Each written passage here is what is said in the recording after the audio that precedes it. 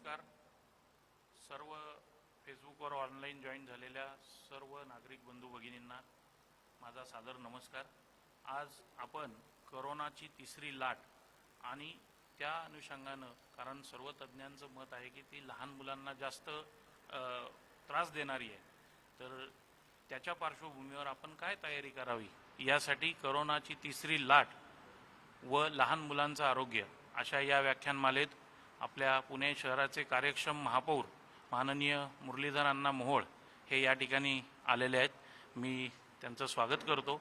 त्याचप्रमाणे आजचे व्याख्याते डॉक्टर संजयजी मानकर प्रसिद्ध बालरोग तज्ज्ञ आहेत, ते आपल्याला मार्गदर्शन करणार आहेत. त्यांचंही मी या कार्यक्रमात स्वागत करतो.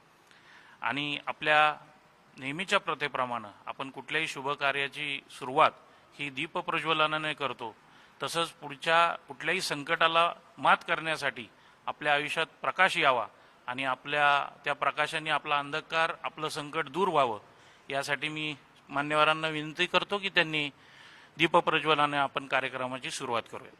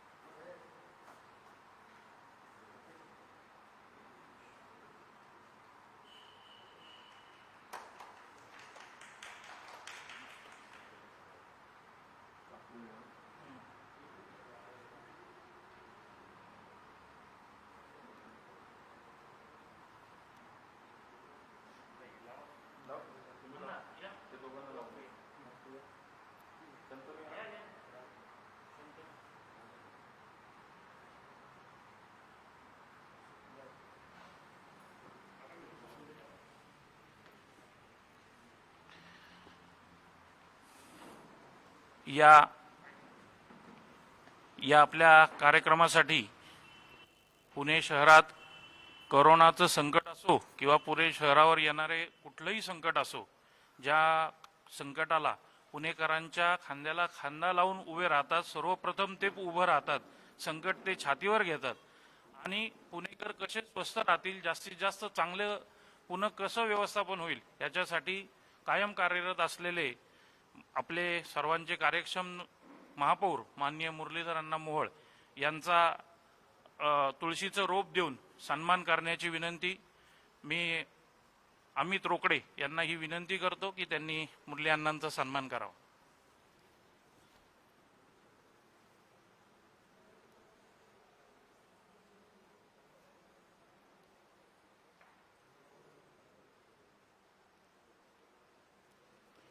त्याचप्रमाणे आजचे आपले व्याख्याते डॉक्टर संजयजी मानकर यांचा सन्मान शंतनू खिलारे आणि राजेंद्र येडे या प्रभागाचे अध्यक्ष यांना मी विनंती करतो की त्यांनी दोघांनी मिळून डॉक्टरांचा सन्मान करावा.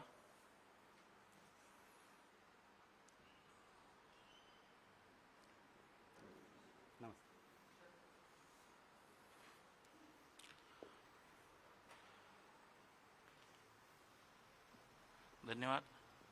आपल्या या कार्यक्रमाला आपल्या भागाचे लाडके आमदार तसेच भारतीय जनता पार्टी महाराष्ट्र प्रदेशाचे अध्यक्ष माननीय चंद्रकांत दादा पाटील हे पण उपस्थित राहणार होते, पण अचानक आलेल्या एका कामामुळे त्यांना या ठिकाणी येता आलं नाही.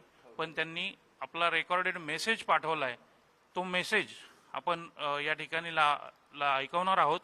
तत्पूर्वी अण्णा, या कोरोनाची तिसरी लाट आणि लहान मुलांचं आरोग्य याविषयीचा जेव्हा हे चर्चा सुरू झाली की दुसरी लाट कुठं क्षमतेतोच तिसऱ्या लाटेची चर्चा आणि त्याची भीती, आणि ती लहान मुलांना जास्त घातक आहे, तर या पार्श्वभूमीवरती जसं आपले भारतीय जनता पार्टीचे राष्ट्रीय अध्यक्ष यांनी सांगितलं की सेवा ही संघटन आहे, याच्यातून विचार घेऊन आणि काल परवा एक व्याख्यान झालं, त्याच्यामध्ये राष्ट्रीय स्वयंसेवक संघाचे प्रमुख मोहनजी भागवत यांनी पॉझिटिव्हिटी अनलिमिटेड या व्याख्यानामध्ये सांगितलं की आपण सर्वांनी हातात हात घालून या संकटाचा, कोरोनारूपी महामारीचा सामना केला पाहिजे आणि हा सामना करत असताना प्रयत्नांची पराकाष्ठा, प्रयत्न सुटले नाही पाहिजेत आपल्याकडून आणि त्याचा डोंगर उभा करून त्या डोंगरावरती जसं पाण्याची सागराची लाट येते त्या डोंगरावर आपटते आणि ती विरघळून जाते, तसा हा संकटरूपी कोरोनाचं संकट, महामारी ही या आपल्या प्रयत्नांच्या डोंगरातून विरून जाईल आणि आपला विजय नक्की होईल या एका विचाराने प्रेरित होऊन, शिवाय अण्णा तुमचं काम आम्ही बघतो, पाटील साहेबांचं काम बघतो, त्याच्यातून प्रेरणा घेऊन हा कार्यक्रम करण्याचे आम्हाला सुचलं आणि डॉक्टर साहेबांनी लगेच त्यांना भेटल्याबरोबर सांगितलं की हरकत नाही, मी हा कार्यक्रमाला यायला तयार आहे. या सगळ्या पार्श्वभूमीवरती बऱ्याच आमच्या जे फेसबुकवरती ज्यांना लाईव्ह यायला सांगितलं, ह्या बऱ्याच माता भगिनींनी आणि नागरिकांनी हा कार्यक्रम सर्क्युलेट केला की माझ्यामुळं, प्रत्येकाची भावना अशीच झाली होती की माझ्यामुळं जर एखाद्या मुलाला फायदा झाला तर त्यासारखं समाधान नाही. त्यामुळं नागरिकांनी याच्यात खूप मोठा सहभाग घेतलेला आहे. त्यांचं पण मला या ठिकाणी नक्की उल्लेख करून त्यांचं आभार मानले पाहिजेत. आणि यानंतर मी आपल्या पुणे शहराचे आपल्या भागातले आमदार माननीय चंद्रकांत दादा पाटील यांची रेकॉर्डेड जो मेसेज आहे या कार्यक्रमाबद्दल तो ऐकण्याची विनंती करतो आमच्या टीमला. नमस्कार, मी चंद्रकांत पाटील, भारतीय जनता पार्टीचा महाराष्ट्राचा अध्यक्ष, कोथरूड विधानसभेचा आमदार. कोरोनाची दुसरी लाट ओसरत चालली, परंतु त्याच्यातून रिलॅक्स होणं, थोडं बिंदास होणं हे परवडणारं नाही. मोठमोठे आरोग्याशी संबंधित तज्ज्ञ, मोठमोठे विचारवंत या बाबतीमध्ये तिसरी लाट येऊ शकते असं म्हणतात आणि ते प्रामुख्याने लहान मुलांना अफेक्ट करेल असाही त्यांचा अंदाज आहे. आणि त्यामुळे जसं कोरोनाची पहिली आणि दुसरी लाट ही जरी खूप लोकांना अफेक्ट करून गेली, खूप लोकांच्या डेथ झाल्या, तरी फार मोठ्या प्रमाणात समाज वाचला, तो त्याने काळजी घेतल्यामुळे वाचला. ही काळजी लहान मुलांनी काय घ्यावी, प्रतिकारशक्ती कशी वाढवावी, यासाठी भारतीय जनता पार्टीचे नेते गिरीश खत्री आणि त्याचे मित्र, त्याचा जो ग्रुप आहे, त्यांनी डॉक्टर संजय मानकरांचं जे व्याख्यान आयोजित केलेलं आहे, व्हर्च्युअली करावं लागणार आहे. याचं कारण सध्याचं वातावरण हे एकत्र येण्याचं नाही. त्याबद्दल मी ही जी अभिनव आणि उपयोगी आवश्यक कल्पना राबवत असल्याबद्दल गिरीश खत्रीचं आणि त्याच्या सगळ्या मित्रपरिवाराचं खूप मनापासून अभिनंदन करतो आणि गिरीशला त्याच्या राजकीय जीवनासाठी खूप खूप शुभेच्छा देतो.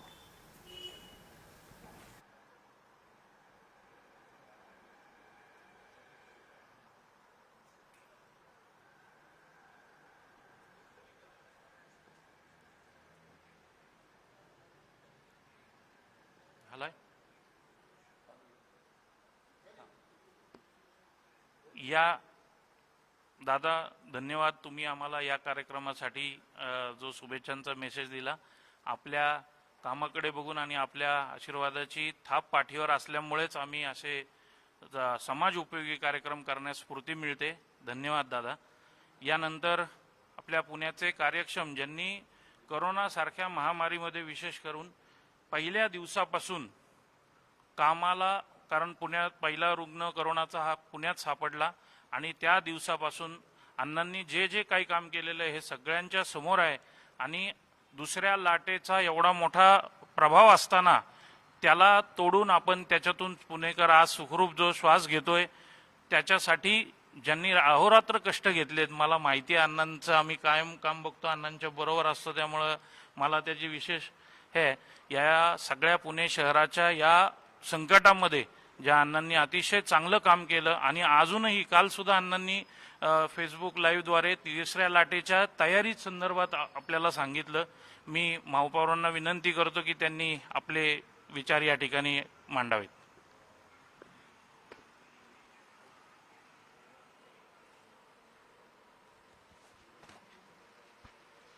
सर्वप्रथम मी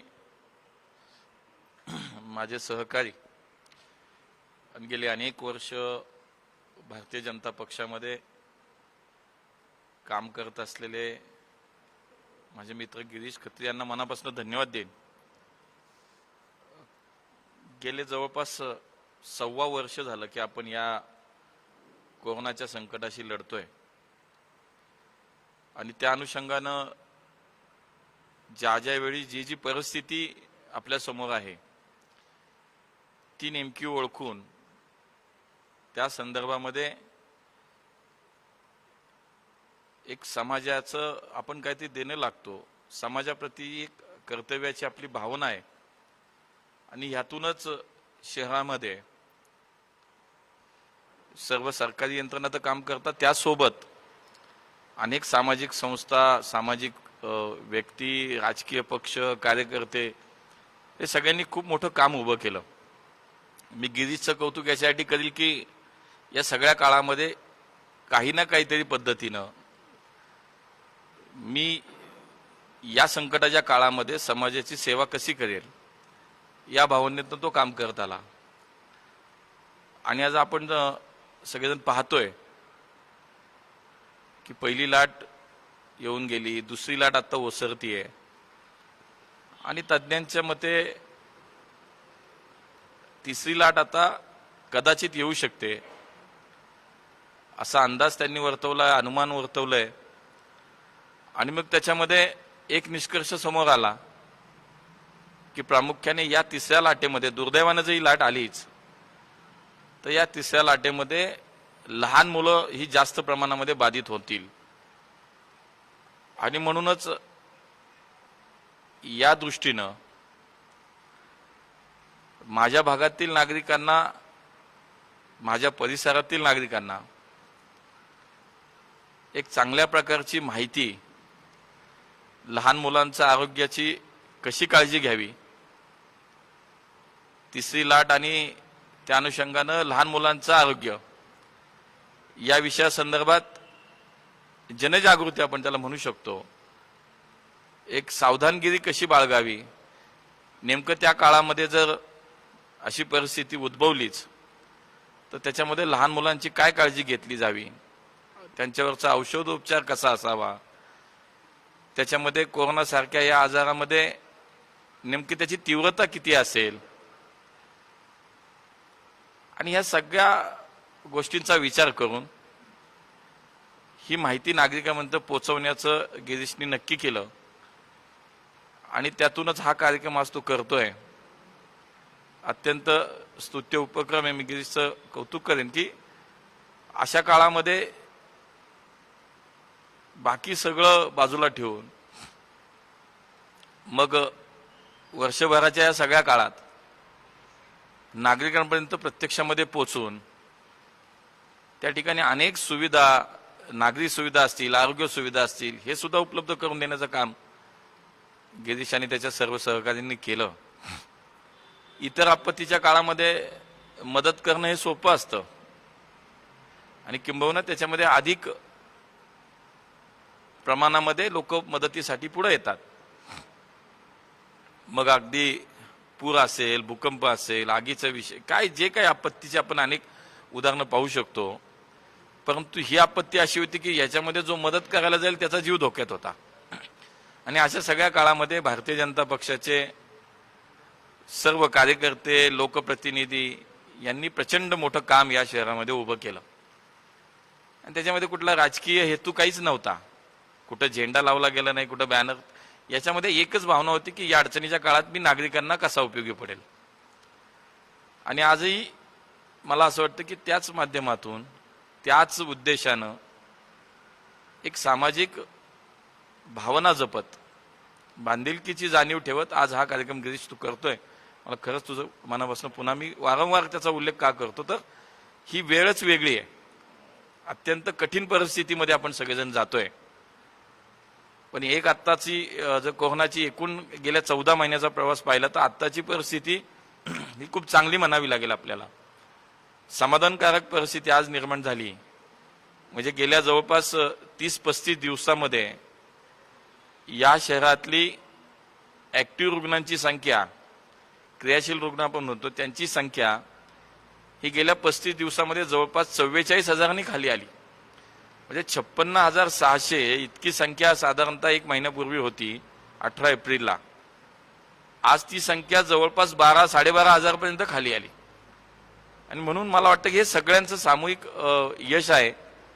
नागरिकांनी चांगला संयम राखला, सगळ्या यंत्रणांना साथ दिली. सर्व राजकीय पक्षाचे, सामाजिक संस्थेचे कार्यकर्त्यांनी मनापासून काम केलं. आणि आता एक भीती आपल्या सगळ्यांच्या समोर आहे की तिसरी लाट आता नेमकं काय होणार. तर डॉक्टर संजय मानकरांच्या बोलण्यातनं आपल्याला त्याचं निश्चितपणे एक स्वरूप लक्षात येईल. आणि डॉक्टर साहेब एक पुण्यातले प्रसिद्ध बालरोग तज्ज्ञ आहेत आणि नेमकं लहान मुलांच्या संदर्भामध्ये अधिकारवाणीनं ते या ठिकाणी आपलं म्हणणं मांडतील. महानगरपालिका म्हणून सुद्धा आपण या तिसऱ्या लाटेची खूप चांगली तयारी केली आहे. डॉक्टर स्वतः त्याचे साक्षीदार आहेत की आपण महानगरपालिकेच्या माध्यमातून लहान मुलांसाठीचं एक टास्क फोर्स याच मंडळींच्या माध्यमातून एक उभं केलंय.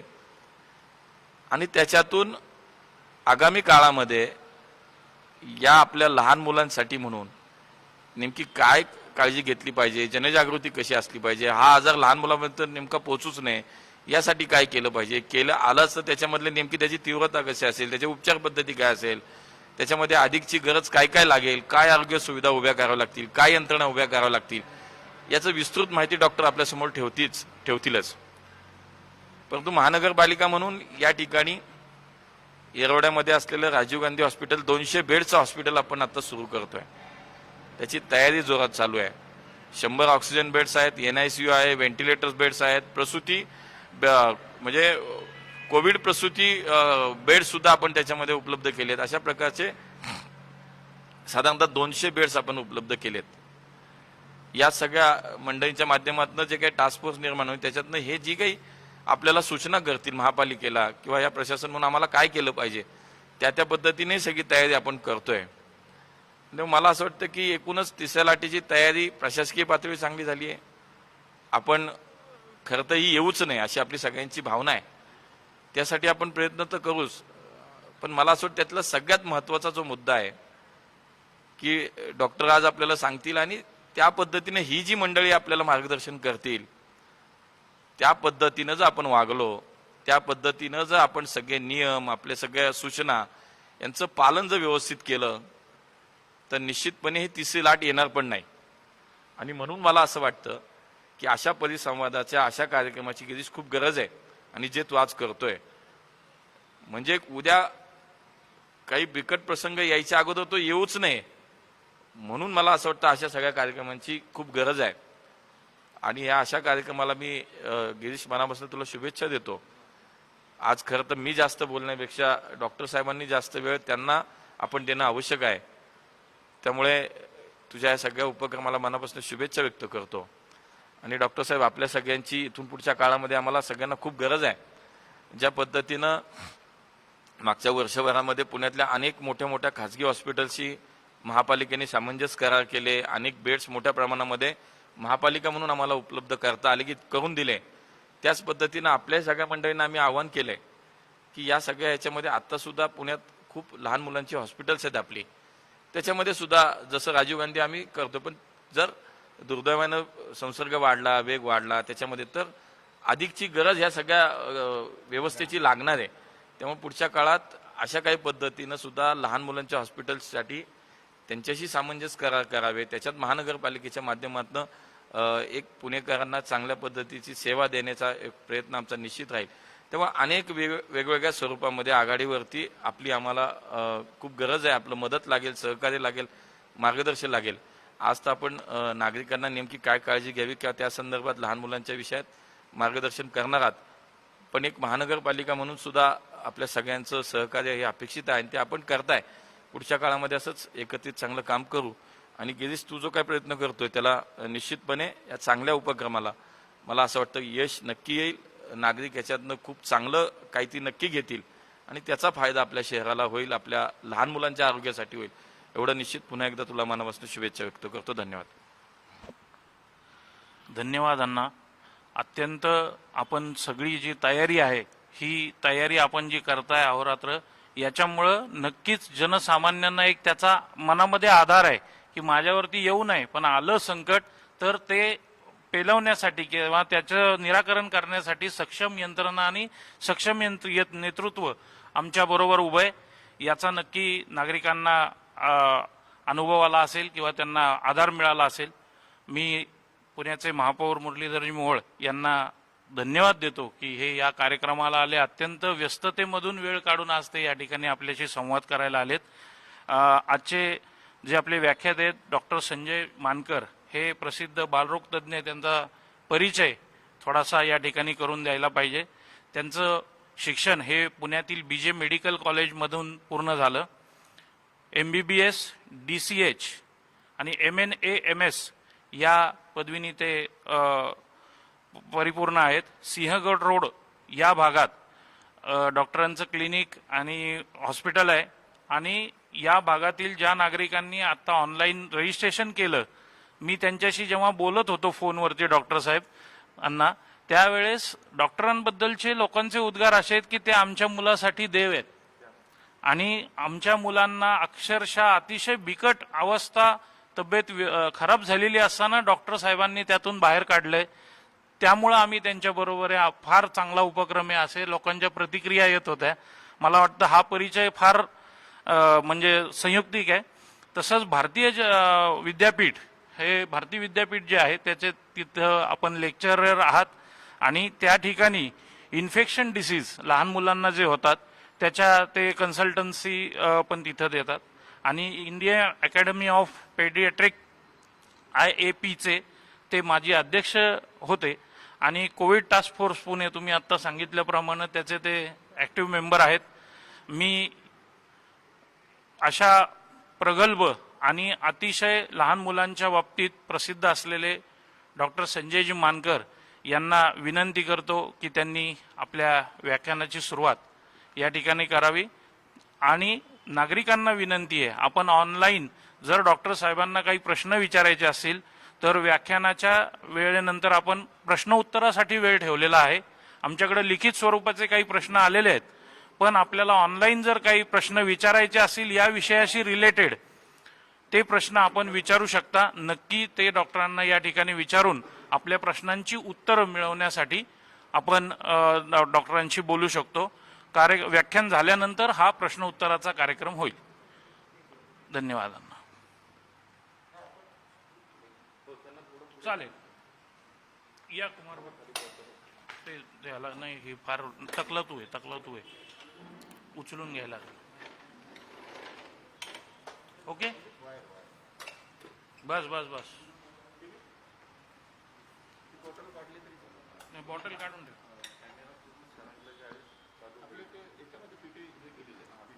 हे चालू केलं तरी चालेल, माझ्यावर कॅमेरा नसला तरी चालेल. अण्णांवरचा कॅमेरा किंवा अण्णांना जाता येईल.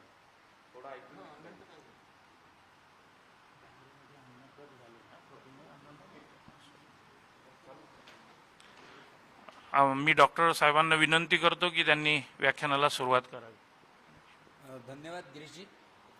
सर्वप्रथम या कार्यक्रमास उपस्थित असलेले आजचे प्रमुख पाहुणे माननीय पुण्याचे महापौर मुरलीधर अण्णा मोहोळ साहेब, या भागातील आमदार माननीय चंद्रकांत दादा पाटील साहेब आणि या कार्यक्रमाचे आयोजक आमचे सहकारी आणि भारतीय जनता पार्टीचे आघाडीचे कार्यकर्ते गिरीश खत्री, या सर्वांचे मी पहिल्यांदा आभार मानतो. मला या ठिकाणी बोलून जो काही सन्मान करण्यात आला त्याबद्दल मी त्यांचा अत्यंत आभारी आहे. त्यांनी एक अतिशय चांगला उपक्रम जो समाजासाठी उपयोगी आहे की करोनाबद्दल जनजागृती करणं. कारण जर आपल्याला करोनाला पासनं मुक्ती मिळवायची असेल तर सगळ्यात महत्त्वाचं आहे की लोकांमध्ये अवेअरनेस असणं, जनजागृती असणं हे महत्त्वाचं आहे. आणि तेच चांगलं काम हे गिरीश खत्रींनी आज या ठिकाणी आपल्यासाठी आयोजित केलेलं आहे. तर मी त्याबद्दल त्यांचे मनापासून आभार मानतो. डिसेंबर 2019 मध्ये ज्या वेळेला करोना आजाराची सुरुवात चीनमध्ये पहिल्यांदा सुरू झाली, 2च महिन्यांनी हा आजार भारतात येऊन दाखल झाला. भारतात सुरुवातीला हा आजार सुरू झाला त्यावेळेला 50 वयोगटापेक्षा जास्त असलेल्या माणसांमध्ये हा आजार दिसून आला आणि त्यांच्यामध्येच मृत्यूचं प्रमाण जास्त होतं. ज्या माणसांना कोमॉर्बिडिटीज म्हणजे डायबिटीज, हायपरटेन्शन, ब्लड प्रेशर, इतर कोणते पण ज्या आजार आहेत या कोमॉर्बिडिटीज असलेल्या लोकांमध्येच ह्याचं प्रमाण जास्त होतं. तरुणांमध्ये यांचं प्रमाण, या आजाराचं प्रमाण अतिशय कमी होतं. लहान मुलांमध्ये तर या आजाराचं प्रमाण अतिशय कमी होतं. म्हणजे ज्या वेळेला ही लाट पहिली सुरू झाली, आजार भारतात दाखल झाला, त्यावेळेला 100 रुग्णांपैकी फक्त 5च मुलांना संसर्ग व्हायचा. हे 5%च लहान मुलांना संसर्ग होता. ज्या काही लहान मुलांना संसर्ग होता त्यापैकी 80% मुलं ही असिम्प्टमॅटिक, म्हणजे त्यांना काहीही लक्षण नसलेली मुलं होती. आणि ज्यांना काही सिम्पटम्स होते त्यातले 19% हे माइल्ड स्वरूपाचे सिम्पटम्स होते, म्हणजे जस्ट ताप, खोकला, सर्दी, उलटी अशा प्रकारची लक्षणं दिसायची. आणि 1% पेक्षाही कमी मुलांना तीव्र स्वरूपाचा म्हणजे सिरियस आजार असायचा. आणि मॉर्टॅलिटी जवळजवळ नाहीच, म्हणजे लेस दॅन 0.5% असं पहिल्या लाटेचं स्वरूप होतं. या लाटेमध्ये सर्वांनी खूप चांगला प्रयत्न केला, सगळ्यांनी काटेकोर नियमाचे पालन केले. त्याच्यामुळे लाट हळूहळू ओसरून गेली, रुग्णसंख्या कमी झाली. ऑक्टोबरच्या शेवटी ऑलमोस्ट रुग्ण दिसेनासे झाले. पण याच वेळेला युरोपामध्ये दुसरी लाट सुरू झाली. पण आपल्याला असं वाटलं की आपल्या भारतीय लोकांची प्रतिकारशक्ती खूपच चांगली आहे आणि आपल्या इथलं वातावरण पण करोनाच पोषक नाही, त्यामुळे हा फाजील आत्मविश्वास आपल्याला नक्कीच नडला.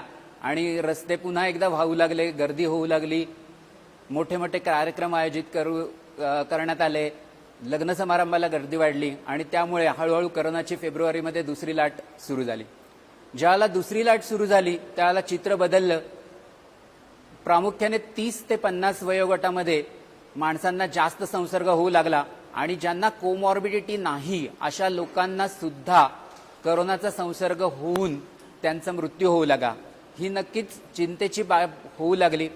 करोनाचा संसर्ग झाल्यानंतर लहान मुलांमध्ये सुद्धा करोनाचा संसर्ग वाढला.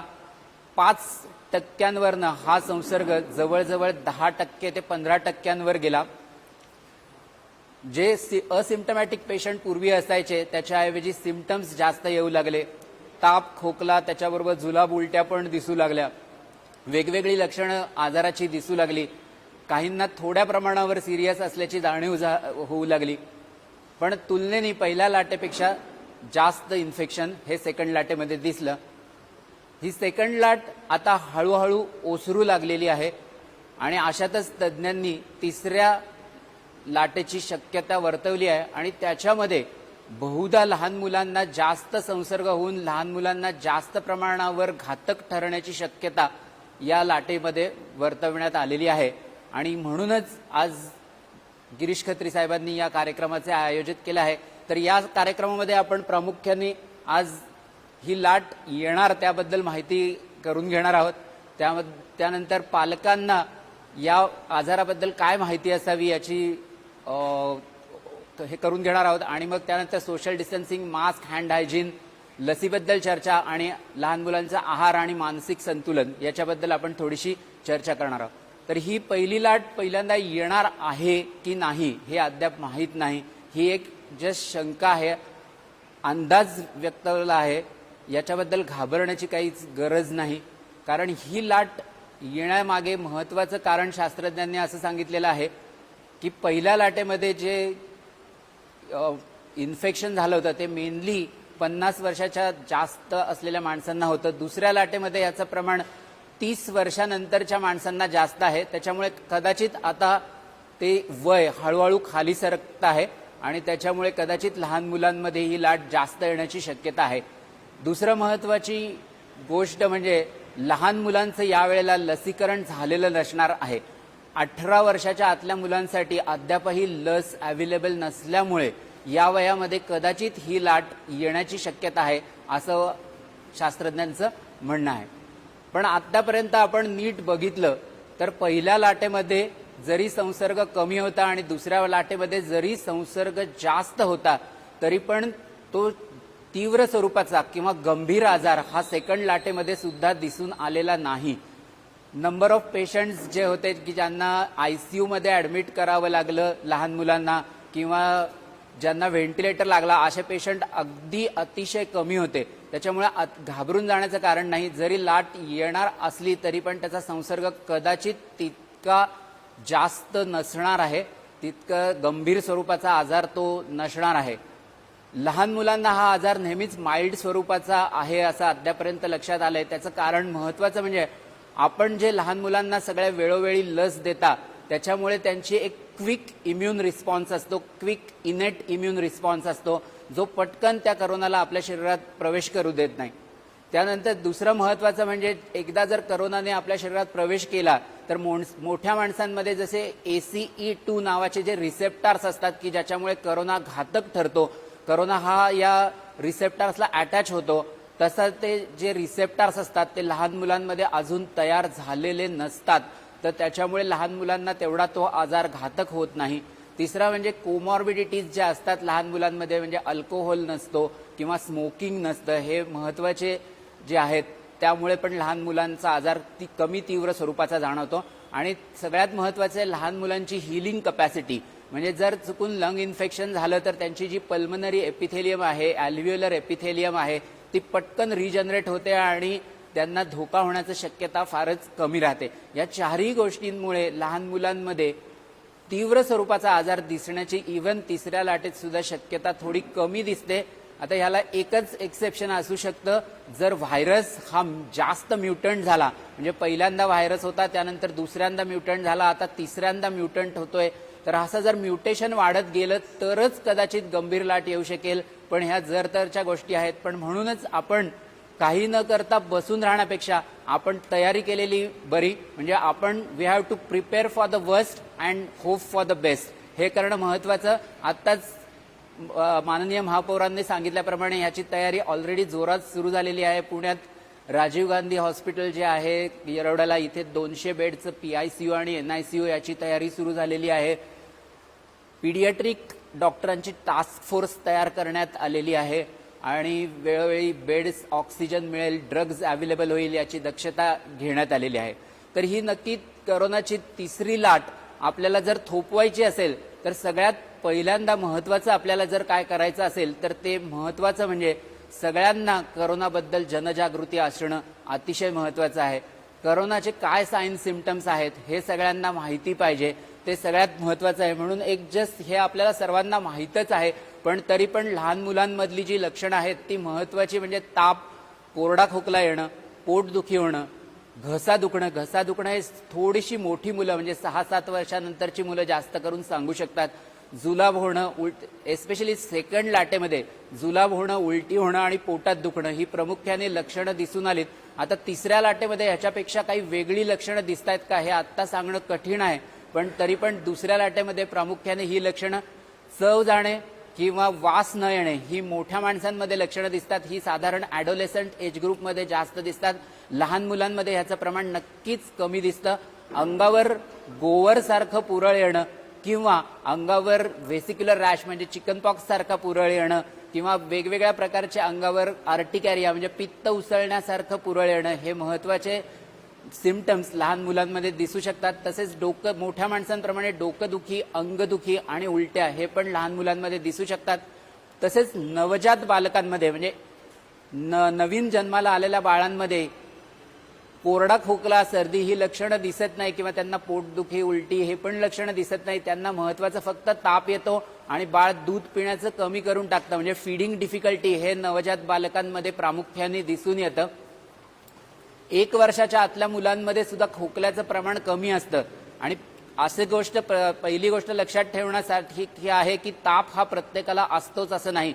फक्त 50% लोकांमध्येच ताप हा दिसू शकतो. उरलेल्या लोकांमध्ये ह्यापैकी कोणतंही लक्षण हे दिसू शकतं. जर आपल्या बाळाला चुकून करोना झालाच तर आपल्याला पुढचं लक्षात ठेवणं महत्त्वाचं की आपल्या बाळाला काही डेंजर साईन्स नाहीत ना हे अतिशय बघणं महत्त्वाचं आहे. म्हणजे आपण ते पटकन ओळखून बाळाला रुग्णालयात दाखल करू शकता. त्याच्यामध्ये सगळ्यात महत्त्वाचं म्हणजे धाप लागणे, म्हणजे बाळाला दम लागायला लागतो. त्यामुळे प्रत्येक पॅरेंट्सला मी विनंती करेन की आपल्या बाळाच्या श्वसनाकडे लक्ष ठेवा. तो श्वसनाचा 1 मिनिटात किती श्वास घेतो हे आपल्याला बघता आलं तर फार बरं होईल. धाप लागणे हे पहिलं लक्षण आहे.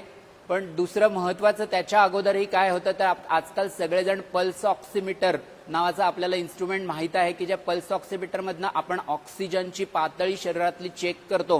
हे ऑक्सिजनचं प्रमाण शक्यतो 94 पर्यंत असावं. 94 पेक्षा कमी असेल तर ताबडतोब आपल्याला साधारण ॲडमिट करण्याची गरज आहे असं समजावं. पण पॅनिक होण्याची गरज नाही, कारण कित्येकदा 94च्या खाली ऑक्सिजन गेलं तर पहिल्यांदा बघावं की आपले हातपाय गार नाहीत ना. कित्येकदा आपण पाण्यात हात घालून जर ताबडतोब ऑक्सिजनचं प्रमाण बघायला गेलो तर ती ऑक्सिजनची पातळी कमीच दाखवते.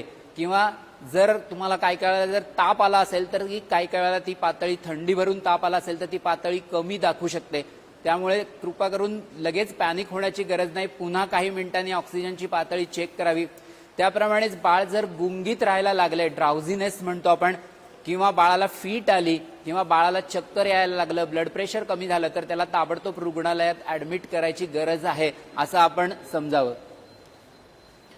तर ह्या सगळ्या यापैकी कोणतीही लक्षण दिसल्यास, कोणतंही लक्षण आपल्याला जर दिसल्यास आपल्या टेस्ट करून घ्यावी. आपल्याला सगळ्यांना टेस्टबद्दल माहिती आहेच, मी फारसं काही त्याबद्दल सांगणार नाही, पण सगळ्यांना RT-PCR ही नावाची टेस्ट ही सगळ्यांना माहितीच आहे. फक्त मी या ठिकाणी एवढंच सांगेन की ह्या RT-PCR टेस्ट हे काही 100% पॉझिटिव्ह येत नाही. जर 100 करोना रुग्ण असतील तर त्याच्यातले फक्त 60च पेशंटची RT-PCR टेस्ट ही पॉझिटिव्ह येते, म्हणजे 60% ती सेन्सिटिव्ह असते.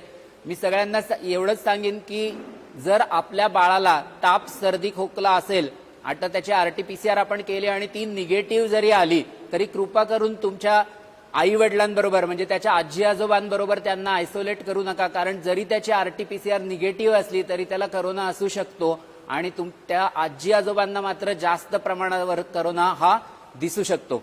दुसरं महत्वाचं टेस्ट म्हणजे एकदा RT-PCR केली तर प्लीज दुसऱ्या लॅबमधनं रिपीट करायचा प्रयत्न करू नका. एकदा ती पॉझिटिव्ह आहे याचा अर्थ पॉझिटिव्हच आहे.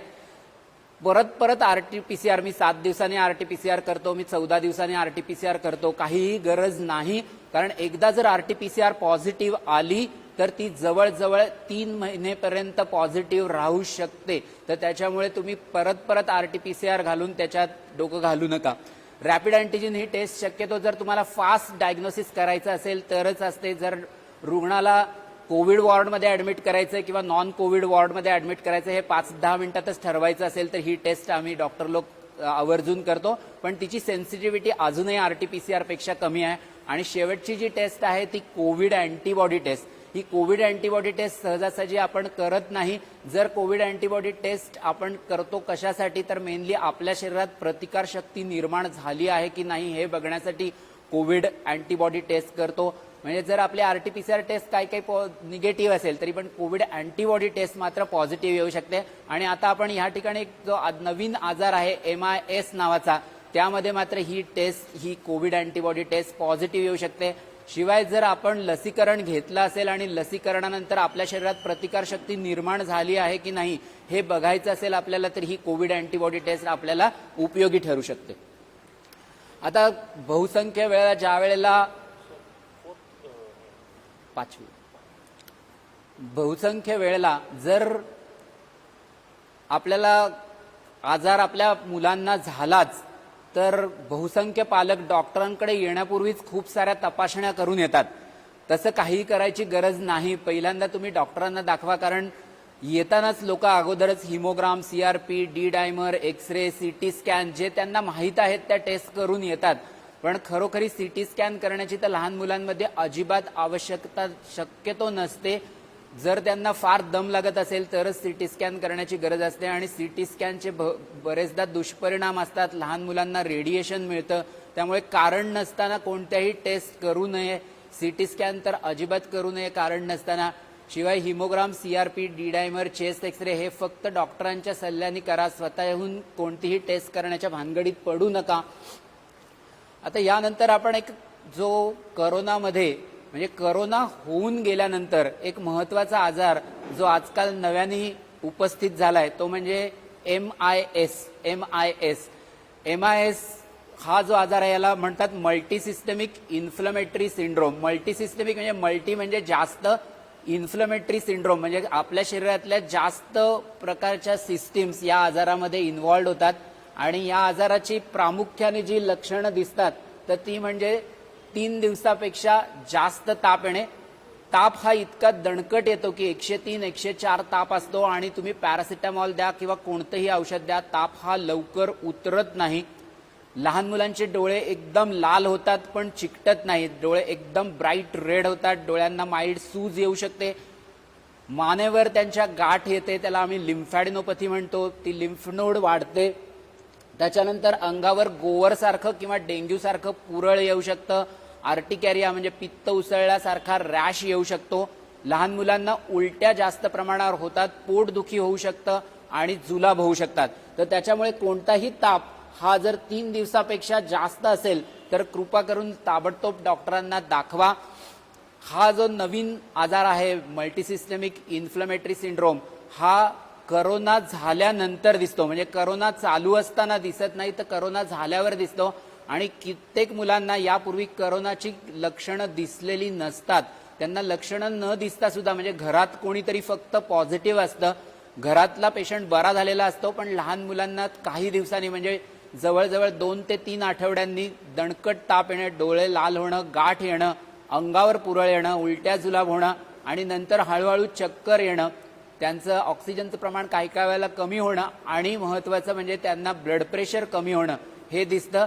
त्यांच्या हार्टला याचं इन्व्हॉल्वमेंट झाल्यामुळे कित्येकदा हृदयाची कार्यक्षमता कमी होणं आणि त्याच्यामुळे ब्लड प्रेशर कमी होणं अशी लक्षणं ह्या आजारामध्ये दिसतात. हा आजार जर वेळच डिटेक्ट झाला नाही तर तो मुलांसाठी घातक होऊ शकतो. त्यामुळे ह्या आजाराबद्दल माहिती करून घेणं प्रत्येक पालकाचं कर्तव्य आहे.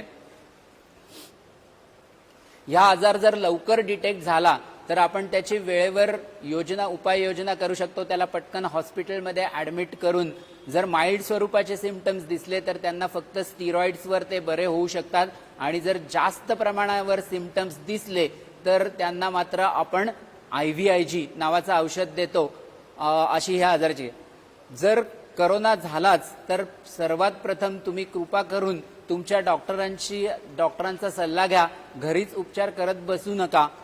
डॉक्टरांना पहिल्यांदा ठरवू देत की ह्याला कोणत्या स्वरूपाचा आजार आहे. म्हणजे डॉक्टरांनी जर त्याला सांगितलं की ह्याला काहीच लक्षणं नाहीत, कित्येक लोकांना असतं की काहीच लक्षणं दिसत नाही, याला आपण असिम्प्टमॅटिक पेशंट म्हणतो. या असिम्प्टमॅटिक पेशंटमध्ये कोणत्याही प्रकारची टेस्ट करायची गरज नाही. कोणताही हिमोग्राम, CRP, रक्ताच्या चाचण्या, एक्सरे, CT स्कॅन बिलकुलच करायची गरज नाही. तर कोणत्याही आजाराची लक्षणे नसणाऱ्या पेशंटला फक्त त्यांच्या आईवडिलांबरोबरच ठेवावे आणि त्यांना काही लक्षणं दिसतात का, उदाहरणार्थ ताप येणं, उलट्या होणं, पोटात दुखणं अथवा त्यांचं ऑक्सिजनचं प्रमाण कमी होणं, हेच फक्त घरी मॉनिटर करत राहावं. याच्या पलीकडे त्यांना काही करायची गरज नाही. ज्या रुग्णांना म्हणजे ज्या मुलांना सौम्य प्रकारची लक्षणं दिसतात, उदाहरणार्थ ताप येणं, खोकला होणं, जुलाब होणं, उलटी होणं, ही सौम्य लक्षणं दिसतात पण त्यांना धाप लागत नसते आणि निमोनिया नसतो, यांना आम्ही सौम्य लक्षणं म्हणतो. या सौम्य लक्षणाच्या मुलांना मात्र आपण पॅरासिटामॉल नावाचं औषध देतो. शक्यतो फक्त पॅरासिटामॉल किंवा क्रोसिन सारखं औषध वापरावे. कृपया करून आयब्युप्रोफेन किंवा मेफेनॅमिक ऍसिड ही घरी सर्रास दिलेली औषधं असतात, ती शक्यतो टाळण्याचा प्रयत्न करावे आणि फक्त पॅरासिटामॉलचा वापर करावा. लहान मुलं जर आजारी पडल्या आणि सौम्य लक्षणं दिसायला लागतात तर लगेचच आई वडील विचारायला येतात की ह्यांना अँटीबायोटिक्स लगेच देऊयात. तर अँटीबायोटिक्स लक्षात ठेवा की करोना हा व्हायरस आजार आहे, त्याच्यावर अँटीबायोटिक्सचा काही रोल नसतो. ज्या वेळेला आई वडील आणि मुलगा तिघही पॉझिटिव्ह येतात त्यावेळेला आई वडील हे अँटीबायोटिक घेत असतात. डॉक्सिसायक्लिन, ॲझिथ्रोमायसिन किंवा आयव्हरमेक्टिन, हायड्रॉक्सिक्लोरोक्विन अशी मोठ्या माणसांमध्ये औषधं आहेत, ती लहान मुलांमध्ये आम्ही चुकून सुद्धा देत नाही, याची कृपा करून नोंद घ्यावी. लहान मुलांमध्ये या औषधांचा म्हणजे अँटीबायोटिक्सचा काही रोल अद्यापर्यंत तरी आढळलेला नाही. त्याच्यामुळे डॉक्सिसायक्लिन, ॲझिथ्रोमायसिन हे देण्याची रिक्वेस्ट तुमच्या डॉक्टरांना सुद्धा करू नका. त्याची काही गरज नाही. आजकाल आता नवीन लोकांनी ऐकायला सुरुवात केली आहे की सगळीकडे म्युकरमायकोसिस म्हणजे ब्लॅक फंगस आहे, व्हाईट फंगस आहे, तर लोकांना लगेच वाटायला लागतं की माझ्या मुलाला व्हाईट फंगस होणार आहे का, ब्लॅक फंगस होणार आहे का, अगोदरच ह्याला अँटी फंगल दिलं तर बरं होईल का, या फ्लुकोनाझॉल दिलं तर बरं होईल का. ह्या कुठल्याही औषधाची गरज सौम्य असलेल्या लक्षणांमध्ये अजिबात देण्याची गरज नाही. त्यांना फक्त पॅरासिटामॉल अन्यथा कॉफ मिक्सचर एवढंच द्यावं लागतं, बाकी दुसरं काहीही द्यावं लागत नाही. फक्त त्यांचं मॉनिटरिंग हे घरच्या घरी चांगलं झालं पाहिजे. त्यांना मॉनिटरिंगमध्ये महत्त्वाचं ताप 3 दिवसापेक्षा जास्त असेल तर तुमच्या डॉक्टरांना प्लीज कन्सल्ट करा. जर त्याचं ऑक्सिजन सॅच्युरेशन कमी झालं असेल तर त्याला प्लीज कन्सर्न करा. आणि जे आता आपण धाप लागणे वगैरे जे डेंजर साईन्स सांगितल्या त्यापैकी काही लक्षण दिसलं असेल तर मात्र त्यांना कृपा करून हॉस्पिटलमध्ये ताबडतोब न्या.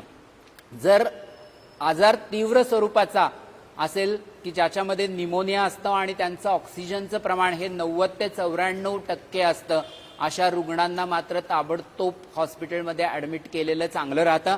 आणि ज्यांना गंभीर स्वरूपाचा आजार आहे म्हणजे त्यांना तीव्र स्वरूपाचा म्हणजे जास्त प्रमाणात निमोनिया आहे किंवा जास्त प्रमाणात त्यांचं SpO2 जे ऑक्सिजनचं प्रमाण आहे जे 90% कमी झालेलं आहे, तर त्यांना मात्र ताबडतोब PICU म्हणजे पीडियाट्रिक इंटेन्सिव्ह केअर युनिटमध्ये ॲडमिट करायची व्यवस्था करण्यात आली पाहिजे.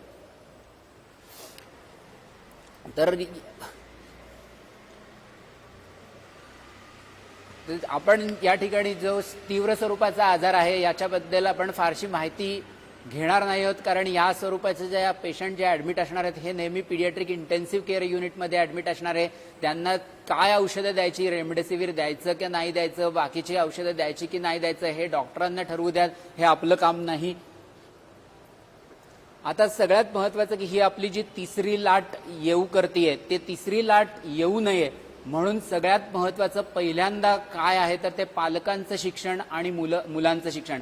म्हणजे पालकांना सगळ्यात पहिल्यांदा माहिती पाहिजे या आजाराबद्दल की हा आजार आहे असं अजून कित्येकांना वाटतच नाहीये, की हा आजार गंभीर आहे असं पण कित्येकांना वाटत नाही. कित्येकांना वाटतं की हा एक साधा फ्ल्यूच आहे, पण कित्येक पालक असंही करतात की स्वतःच काळजी घेत नाही, त्याच्यामुळे लहान मुलं पण काळजी घेत नाही. त्यामुळे पालकांनी स्वतः नियमाचं काटेकोरपणे पालन केलं पाहिजे आणि करोनाविषयी स्वतः माहिती घेतली पाहिजे आणि पालकांनी स्वतः रोल मॉडेल झालं पाहिजे. त्यांनी स्वतः सोशल डिस्टन्सिंगचं पालन केलं पाहिजे. सोशल डिस्टन्सिंग हे सगळ्यात महत्वाचं आहे. शाळा सुरू झाल्या की सुद्धा सोशल डिस्टन्सिंग हे महत्वाचं राहणार आहे. सेकंड कारण महत्वाचं काय आहे तर पूर्वी ज्या वेळेला व्हायरस म्युटंट नव्हता तर त्याच्या वेळेला त्याचं ट्रान्समिशन जे होतं ते ड्रॉपलेट ट्रान्समिशन होतं. म्हणजे जर तुम्ही 6 फूटचं अंतर 1 मीटरचं अंतर ठेवलं तर आजारापासून आपण वाचणार होतो. पण आता हा व्हायरस जो आहे हा हवेतनं पसरणारा आहे, एअरबॉर्न आहे. त्यामुळे तुम्ही सफिशियंट अंतर ठेवून सुद्धा हा व्हायरस आपल्यापर्यंत येऊ शकतो. त्याच्यामुळे मास्क वापरणं हे अतिशय गरजेचं आहे. तुम्ही व्हॅक्सिन घेतलेलं असलं तरी पण मास्क वापरणं अतिशय गरजेचं आहे. स्वतः पालकांनी चांगल्या पद्धतीने जर मास्क लावला, आपण कित्येकदा मास्क लावतो पण मास्क जो आहे हा आपल्या नाकाच्या खाली किंवा इव्हन तोंडाच्या खाली पण आलेला असतो किंवा दुसऱ्यांशी बोलताना आपण पटकन मास्क खाली करून बोलायला लागतो. हे असं करणं अतिशय चुकीचं आहे आणि हे जर आपल्या मुलांनी बघितलं तर आपली मुलं पण तसंच करतात. तर त्याच्यामुळे आपण स्वतः रोल मॉडेल व्हा. आपण स्वतः रोल मॉडेल होऊन मुलांना आपण स्वतः नीट मास्क लावला तरच मुलं नीट मास्क लावतील. आता अर्थातच 2 वर्षाच्या आतल्या मुलांना मास्क लावण्याची गरज नाही, कारण ते याच्यामुळे गुदमरू शकतात. तर 2 वर्षानंतरची मुलं मास्क लावू शकतात. 5 वर्षाच्या मुलांना जर प्रॉपर शिकवलं तुम्ही की मास्क लावण्याचं इम्पॉर्टन्स काय आहे, करोना हा कसा पसरतो, तर ते नक्की मास्क लावायला लागतात आणि पब्लिक प्लेसेसमध्ये चुकून सुद्धा ते मास्क काढत नाहीत. तर त्यांचं शिक्षण महत्वाचं आहे. त्यांना मास्कला सतत हात लावू देऊ नका. फ्रंट पार्ट की ज्याच्यावर शक्यतो करोना असू शकतो त्याला जर तुम्ही सारखा हात लावला आणि तुमचे डोळे चोळले तर प्रॉब्लेम येऊ शकतो. करोना तुमच्या डोळ्यापर्यंत पोहोचू शकतो. तुम्ही जर नाक सारखं चोळलं तर करोना तुमच्या नाकापर्यंत जाऊ शकतो. त्यामुळे मास्कच्या फ्रंट पार्टला हात लावू नका. मास्क काढताना साईडनं मास्क काढणं अतिशय महत्वाचं आहे. ह्या बेसिक गोष्टी या मुलांना शिकवणं महत्वाचं आहे. त्याच्यानंतर सगळ्यात महत्वाचं की कॉफ इटिक्वेट्स म्हणजे कॉफ मॅनर्स. लहान मुलांना तुम्ही आता प्लीज मॅनर्स शिकवा की पब्लिक प्लेसेसमध्ये खोकू नका. जर खोकला असेल तर तुम्ही हाताने तुमच्या खोकू नका, तुमच्या हातामध्ये खोकू नका. त्याच हात तुम्ही दुसरीकडे लावणार, तोच हात तुम्ही डोळ्याला लावणार, तोच हात तुम्ही नाकाला लावणार, दुसऱ्याला शेक हँड करणार. त्यामुळे दुसऱ्याला करोना होऊ शकतो. तुम्ही तुमच्या हातात प्लीज खोकू नका. एक तर टिश्यू पेपर बाळगा किंवा तुमच्या अप्पर स्लीव्ज मध्ये खोका. अप्पर स्लीव्ज मध्ये खोकणं जास्त महत्वाचं राहील किंवा शिंकताना खोकताना अप्पर स्लीव्हचा वापर करा. हे कॉफ मॅनर्स हे मुलांना शिकवणं अतिशय गरजेचं आहे. हँड हायजीन तुम्ही जर चुकून तुमच्या हातात खोकला, हँड हायजीन हे अत्यंत महत्वाचे आहे. दर 2 ते 3 तासांनी मुलांनी फक्त साबणाने हात स्वच्छ धुतले तरी आपला करोनापासून बचाव होण्याची शक्यता आहे. महागडे सॅनिटायझर्स वापरण्याचं टाळलं तरी काही हरकत नाही. सॅनिटायझरचा एक्सेस यूज टाळणे. सॅनिटायझर्स केव्हा वापरा की जेव्हा तुम्हाला साबण आणि पाणी अवेलेबल नाहीये, त्याच वेळेला फक्त सॅनिटायझरचा वापर करा. तर त्याच्यामुळे सध्या लहान मुलांमध्ये व्हॅक्सिन अजूनही अवेलेबल नसल्यामुळे आपल्याला या 3 गोष्टींकडेच महत्वाचं लक्ष ठेवावं लागणार आहे की लहान मुलांचं आरोग्यासाठी सोशल डिस्टन्सिंग महत्वाचं आहे, मास्क महत्वाचा आहे आणि हँड हायजीन हे सगळ्यात महत्वाचं आहे. लसीबद्दल जर विचारलात तर सगळ्यात महत्वाचं मी असे सांगेन की लहान मुलांमध्ये ज्या काही ट्रायल्स अद्यापर्यंत झालेल्या आहेत त्या 18 वर्षाच्या नंतरच्या माणसांमध्ये व्हॉलंटियर्समध्ये ट्रायल्स झाल्यामुळे ज्या कुठल्या आता लस अवेलेबल आहेत त्या फक्त 18 वर्षाच्या नंतरच्या माणसांसाठी रेकमेंडेड आहेत. लहान मुलांसाठी अद्याप लस रेकमेंड नाही. पण जर आपल्याला लहान मुलांमध्ये संसर्ग होऊ नये असं वाटत असेल तर कृपा करून प्रत्येक पालकांनी स्वतः पहिल्यांदा लस टोचून घ्या, म्हणजे तुमच्यापासून लहान मुलांना आजार हा होणार नाही. लहान मुलांच्या ज्या इतर लस आहे, म्हणजे अद्यापर्यंत असं लक्षात आलेलं आहे की जर तुम्ही लहान मुलांना सगळ्या लस दिलेल्या असेल तर लहान मुलांची इम्युनिटी ही नक्कीच चांगली राहते. म्हणजे उदाहरणार्थ तुम्ही लहान मुलांना BCG, MR व्हॅक्सिन किंवा MMR व्हॅक्सिन, इन्फ्लुएन्झा व्हॅक्सिन या व्हॅक्सिन्स जर लहान मुलांना तुम्ही दिलेल्या असतील तर लहान मुलांमध्ये करोनाचा प्रादुर्भाव हा नक्कीच कमी राहतो आणि करोनाची सिव्हिअरिटी पण नक्कीच कमी राहते. तरी लहान मुलांमध्ये करोना लस अवेलेबल नसली तरी पण तुम्ही या बाकीच्या ज्या व्हॅक्सिन्स आहेत त्या लहान मुलांना आवर्जून द्या. लहान मुलांवर ट्रायल्स सध्या वेगवेगळ्या व्हॅक्सिन म्हणजे कोवॅक्सिन, कोविशिल्ड व्हॅक्सिन आणि बाकीच्या ज्या झायडस कॅडिला या कंपन्यांच्या आता ट्रायल्स चालू झाल्या आहेत. प्रॉबॅबली डिसेंबर महिन्यापर्यंत आपल्याला लहान मुलांमध्ये पण व्हॅक्सिन ही अवेलेबल असू शकेल. त्यानंतर महत्वाचा फॅक्टर म्हणजे आहार.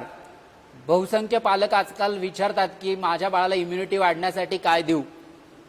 तर ऍक्च्युली आपला लहान मुलांचा जो आहार आहे आजकाल असं दिसून आलंय की लहान मुलांमध्ये ज्यांच्यामध्ये ओबेसिटी आहे तर obesity is one of the important risk factor for corona, severe corona disease. म्हणजे ज्या बाळांना ओबेसिटी आहे त्याच्यामध्ये तीव्र स्वरूपाचा करोना दिसू शकतो. त्यामुळे आपलं बाळ हे ओबेज होऊ नये याची आपल्याला काळजी घ्यावी लागणार आहे.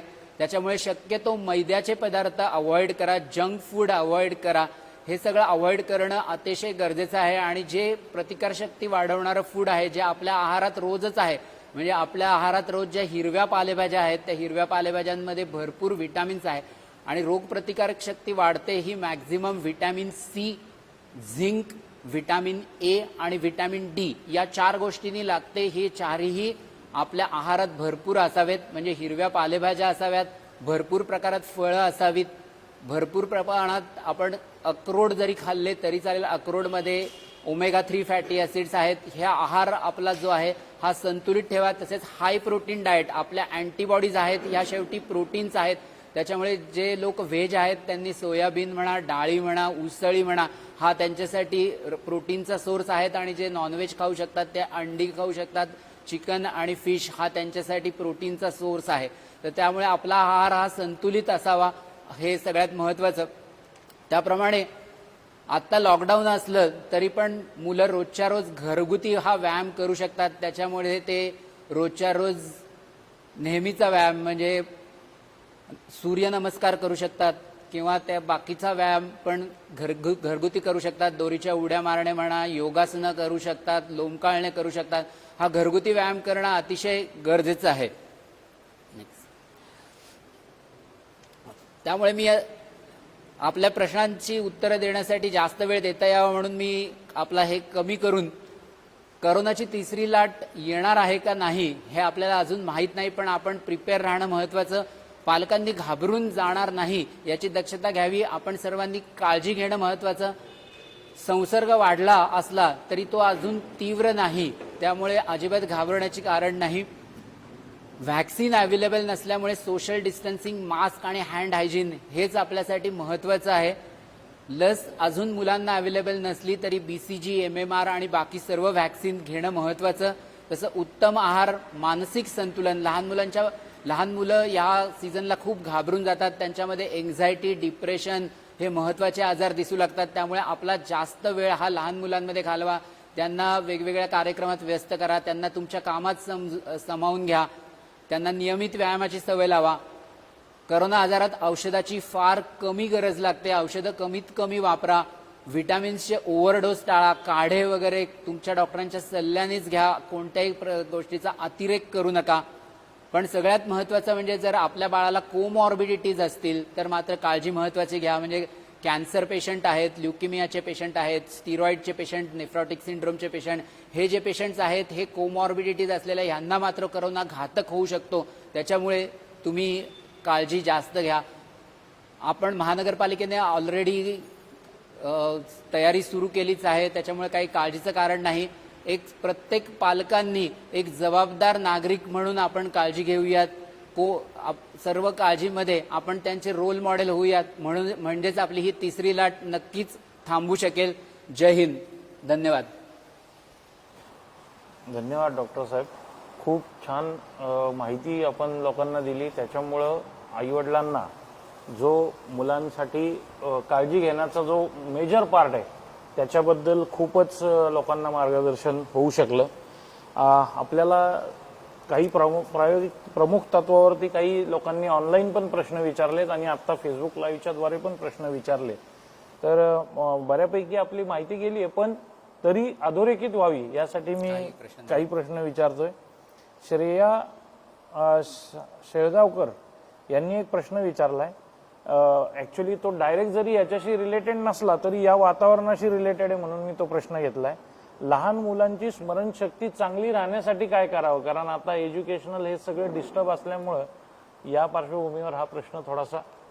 लहान मुलांची स्मरणशक्ती ही चांगली राहण्यासाठी आहारामध्ये ओमेगा 3 फॅटी ऍसिड्स आणि DHA याचा वापर असावा. हे आपल्या आहारामध्ये जास्त करून अक्रोड, बदाम, त्याच्यानंतर फॅक्सीड म्हणजे आपण जवस म्हणतो, या सगळ्या घटकांमधून येते. आणि हे जर आपल्या आहारामध्ये नेहमी असतील तर आपली स्मरणशक्ती ही नेहमी चांगली राहते.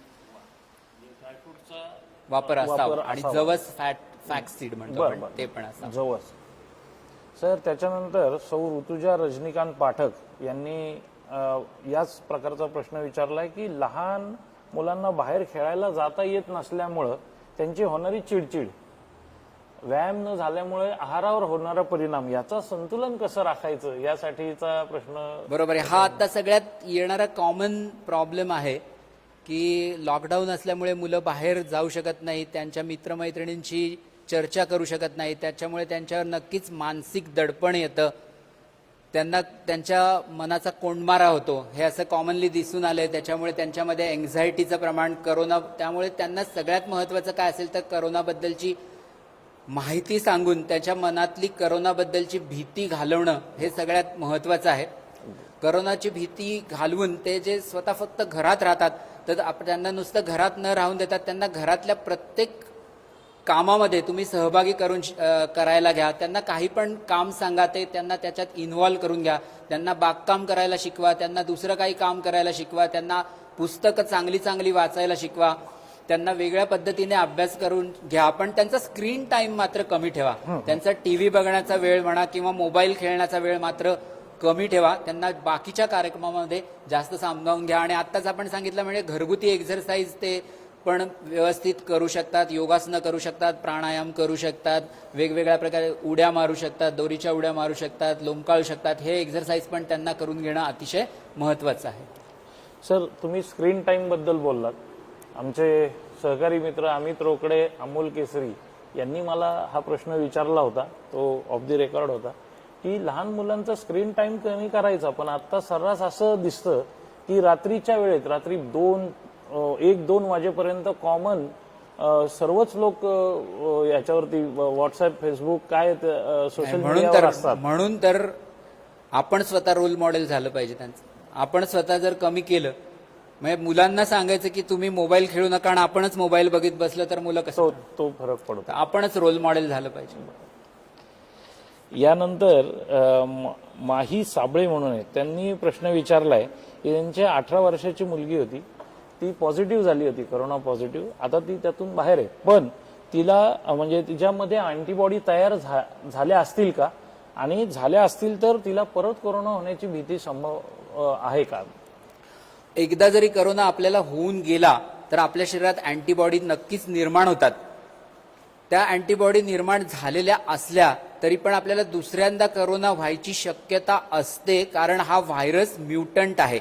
हा व्हायरस स्वतःमध्ये बदल घडवून आणतो.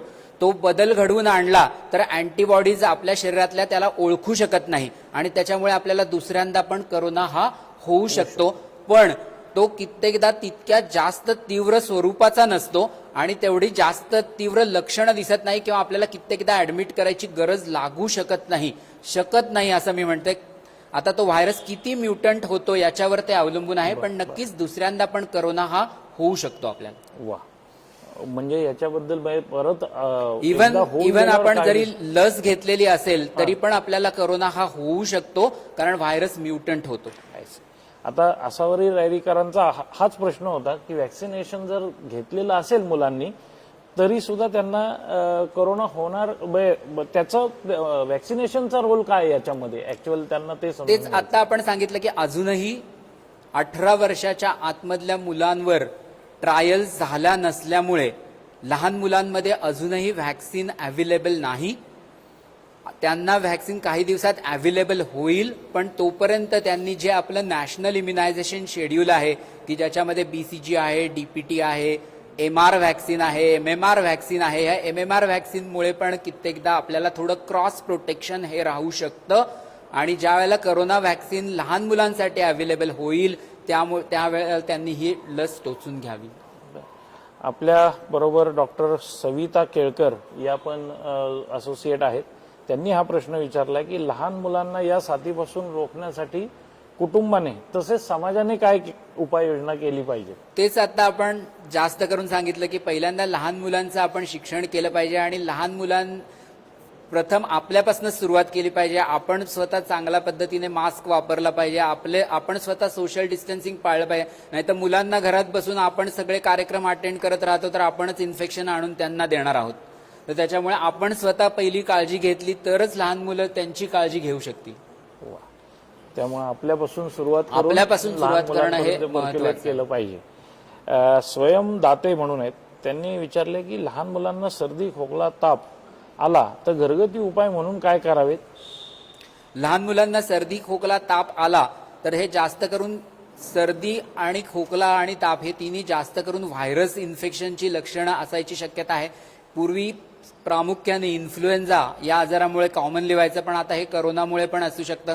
तर त्याच्यामुळे 2 ते 3 दिवस तुम्ही आरामात घरी बघू शकता वाट की ताप, सर्दी, खोकला कमी होण्यासाठी तुम्ही पॅरासिटामॉल आणि घरात असलेलं खोकल्याचं औषध देऊ शकता. पण जर चुकून सुद्धा बाळाला काही डेंजर सायन्स म्हणजे दम लागणं म्हणा, जास्त उलट्या होणं म्हणा की बाळ फीडिंग न करणं म्हणा, यापैकी काही लक्षण दिलं तर ताबडतोब तुमच्या डॉक्टरांचा सल्ला घ्यावा किंवा 3 दिवसापेक्षा जर जास्त ताप असेल तर ताबडतोब डॉक्टरांना दाखवावे. आता ऑनलाईन विद्याताई कोकणे आपल्या बरोबर आहेत. त्यांनी प्रश्न विचारलाय की आई आणि वडील दोघेही फ्रंटलाईन वर्कर असतील तर त्यांनी विशेष मुलांची काय काळजी घ्यायला हवी.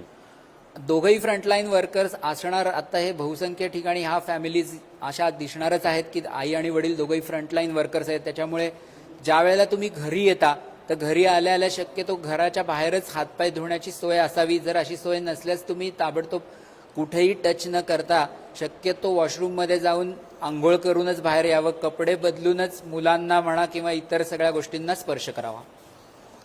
आणि स्वतः त्यांचं व्हॅक्सिनेशन महत्वाचं. फ्रंटलाईन वर्कर्सनी स्वतःचं व्हॅक्सिनेशन पटकन करून घ्यावं, म्हणजे शक्यतो त्यांना संसर्ग होणार नाही आणि त्यांना संसर्ग झाला नाही तर लहान मुलांना संसर्ग होणार नाही. सर, या तिसऱ्या लाटेची जी भीती वाढत चालली आहे त्याच्याच बरोबर आता काल परवापासून परत एक शब्द आपल्याला ऐकायला येतोय, म्युकर मायक्रोसिस या बुरशी संदर्भात, म्हणजे काळी बुरशी आणि पांढरी बुरशी. येस, तर या संदर्भात लोकांना उत्सुकता आहे. अत्यंत महत्वाचा प्रश्न. हो, तर आता मगाशीच मी सांगितल्याप्रमाणे या काळ्या बुरशीची म्हणजे म्युकर मायकोसिसची आणि व्हाईट बुरशीची म्हणजे ऍस्परगिलोसिस असं त्याचं नाव आहे, या दोघांची चर्चा आता सुरू आहे. पण शक्यतो पालकांनी आपल्या मुलासाठी याच्या संबंधी घाबरण्याची अजिबात गरज नाही. त्याचं कारण म्हणजे हे दोन्ही आजार म्हणजे ब्लॅक फंगस किंवा व्हाईट फंगस म्हणजे म्युकरमायकोसिस आणि ॲस्परगिलोसिस हे दोन्ही आजार हे काही आत्ताचे नाही आहेत, हे कित्येक वर्षानुवर्ष पूर्वीचे आजार आहेत. आणि हे दोन्ही आजार फक्त immuno compromise individuals, immuno compromise म्हणजे ज्याची प्रतिकारशक्ती अतिशय कमी झालेली आहे अशाच माणसांमध्ये दिसतात. म्हणजे पूर्वी हे आजार कॅन्सर असलेल्या पेशंटला, किमोथेरपी असलेल्या पेशंटला किंवा जर काही स्टिरॉइड्स प्रोलॉंग असलेल्या पेशंट्सलाच फक्त दिसायचे. आता असं होतं की हे ब्लॅक फंगस म्हणजे म्युकरमायकोसिस हे आपल्या सगळ्यांपर्यंत आत्ता पण पोचलेलं असतं, पण आपली प्रतिकारशक्ती इतकी चांगली असते की ते म्युकरमायकोसिसला ते पळवून लावतं. तसंच ॲस्परगिलोसिस हे रोज आपण त्याला फेस करत असतो. ज्या ठिकाणी कन्स्ट्रक्शन असतं तिथे हे ॲस्परगिलोसिस नेहमी असतं, आपण त्याला रोज फेस करत असतो, पण आपल्या प्रतिकारशक्तीमुळे ते आपल्याला होत नाही. तसंच जर तुमच्या मुलाला कोविड झालेला असेल आणि त्याला जर खूप जास्त प्रमाणावर स्टिरॉइड्स दिलेली असतील किंवा जर त्याला काही टॉसिलिझुमॅब किंवा इम्युनोसप्रेसंट ड्रग्ज देण्यात असतील की ज्याच्यामुळे त्याची प्रतिकारशक्ती खूपच कमी झाली असेल तरच त्याला म्युकरमायकोसिस किंवा ॲस्परगिलोसिस आजार हा दिसू शकतो. आता म्युकरमायकोसिस जो आजार आहे तो मेनली आपल्या नाकातनं म्युकरमायकोसिसचा शिरकाव होतो. त्याच्यामुळे पहिल्यांदा नाक लाल होणं, सायनस सर्दी होणं, त्याच्यामुळे सायनस होणं म्हणजे सायनुसायटिस होणं, त्याच्यानंतर डोळे लाल होणं, डोळ्यांना सूज येणं आणि मग हळूहळू ते फंगस वरती ब्रेनपर्यंत पोहोचणं अशी त्याची लक्षणं असतात. हे असं म्युकरमायकोसिस असतं. असं वाटल्यास ताबडतोब डॉक्टरांना दाखवणं गरजेचं, पण हे कोरोना संपल्यावर हे कित्येकदा दिसू शकतं. मग डॉक्टर त्याप्रमाणे त्याला एम्फोटेरिसिन बी नावाचं किंवा पोसोकोनाझॉल नावाचं औषध हे देऊ शकतात. त्याच्यानंतर जो हा दुसरा व्हाईट फंगस नावाचा आजार आहे ॲस्परगिलोसिस, त्याचा प्रामुख्याने प्रादुर्भाव आहे तो आपल्या फुफ्फुसांमध्ये म्हणजे लंग्समध्ये होतो. दम्याच्या पेशंटला एस्पेशली त्याचा जास्त प्रॉब्लेम येऊ शकतो आणि इतर म्हणजे त्यांना दम्यासारखी लक्षणं दिसणं, ॲलर्जिक प्रमाणे लक्षणं दिसणं किंवा त्यांना निमोनिया होणं किंवा बाकी सर्व शरीरात ते ॲस्परगिलस पसरणं, ब्रेनपर्यंत जाणं अशी लक्षणं ही दिसू शकतात. पण पालकांनी या आजाराबद्दल अजिबात भीती बाळगू नये. सौम्य स्वरूपाचा आजार, इव्हन मध्यम स्वरूपाचा आजार असलेल्या पेशंटला ॲस्परगिलोसिस किंवा म्युकरमायकोसिसचा धोका हा नाही आहे. ज्यांना फक्त हाय डोस स्टिरॉइड्स मिळतात किंवा जे डायबेटिक आहेत, डायबिटीस असलेल्या रुग्णांमध्ये हाय डोस स्टिरॉइड किंवा ज्यांची प्रतिकारशक्ती खूप कमी झालेली आहे, कॅन्सर पेशंट आहेत, किमोथेरपीचे पेशंट आहेत, त्यांनाच फक्त म्युकरमायकोसिस आणि ॲस्परगिलोसिसचा आजार होऊ शकतो. पण त्याच्यातलं सुद्धा ट्रीटमेंट अव्हेलेबल आहे आणि बाळं ही चांगली होऊ शकतात.